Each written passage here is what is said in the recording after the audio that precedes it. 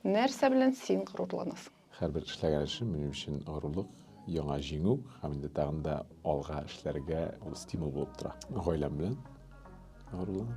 Нинди гаиләдә туганыма горурланам. О чем сожалеешь? Не жалею ни о чем. Вообще не жалею. Чөнки безнең һәрбер эшләгән эшебездә ниндидер ялгышлык эшләсәк, ул безгә киридән уйлап, аны төзәтергә мөмкинчелек кенә бирә.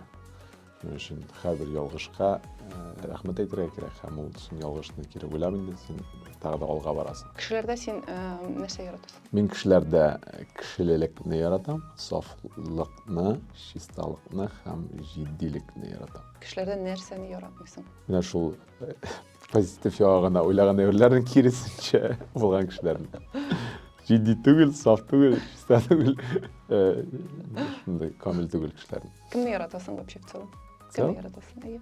Кемне яратам? Әйе. Сөйгән ярымны яратам. Туганнарымны, әти-әниемне, балаларымны.